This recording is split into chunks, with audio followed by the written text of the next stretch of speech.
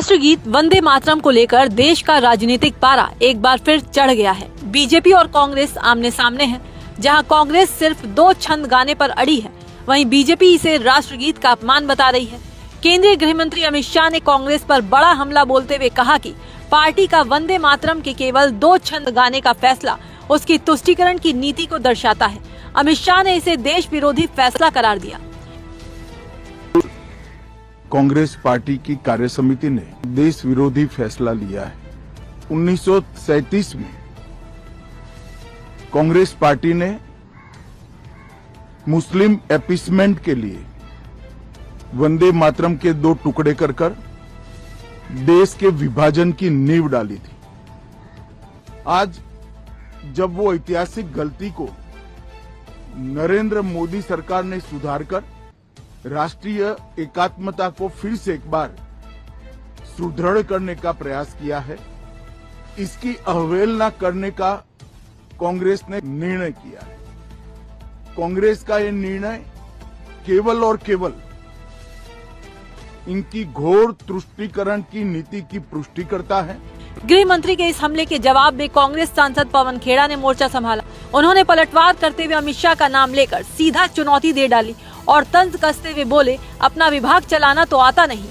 1937 में resolution pass हुई, जो कह रहे हैं ना कि सीडब्ल्यूसी रेजोल्यूशन की मैं निंदा करता हूं। कौन सी रेजोल्यूशन है ये? 1937 की। किसने पास की? सरदार पटेल, महात्मा गांधी, पंडित जवाहरलाल नेहरू, सी राजागोपालाचारी। किसकी सलाह पे? गुरुदेव रविन्द्रनाथ टैगोर की। अब ये अमित शाह सबसे बड़ा हो गया। देश की कॉन्स्टिट्यूएंट असेंबली ने 2 स्टैंजाज अप्रूव किए थे। ये देश की कॉन्स्टिट्यूएंट असेंबली से अपने आप को बड़ा मानता है। अपना विभाग चलाना नहीं आता। पैलेट गन किसने चलाई ये बताने की आज तक औकात नहीं दिखा पाए और चले आए सरदार पटेल को नीचा दिखाने।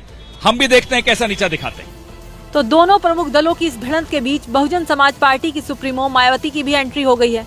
मायावती ने इस विवाद को लेकर अपना रुख साफ किया, लेकिन निशाना किस पर साधा वो जानने के लिए उनका पोस्ट देखना पड़ेगा, जो उन्होंने सोशल मीडिया प्लेटफॉर्म एक्स पर किया है।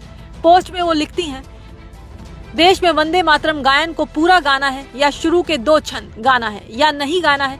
इसको लेकर जो इस समय देश में राजनीति चल रही है ये ठीक नहीं है और इस मामले में हमारी पार्टी का यही कहना है कि वंदे मातरम गायन को लेकर अभी हाल ही में संसद में जो कानून पास किया गया है, ये कोई पहली बार ऐसा नहीं हो रहा है, क्योंकि केंद्र व राज्यों में भी सत्ता परिवर्तन के दौरान सभी पार्टियां अपने राजनीतिक स्वार्थ फायदे के हिसाब से या फिर अपनी कमियों पर से जनता का ध्यान बांटने के लिए ये सब करती रहती हैं, अर्थात एक दूसरे के बने कानूनों को बदलती रहती हैं।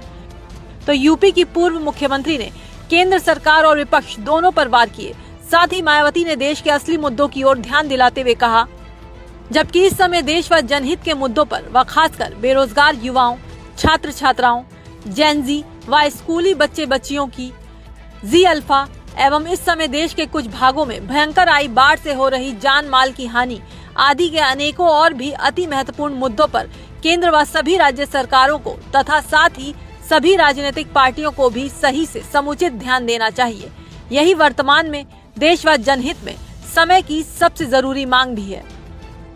साफ है कि वंदे मातरम पर जारी ये जुबानी जंग केवल राष्ट्रगीत तक सीमित नहीं है, बल्कि आगामी चुनावों के लिए एक नया सियासी नैरेटिव तैयार करने की कोशिश है। अब देखना होगा कि जनता इस सियासत को किस नजरिए से देखती है।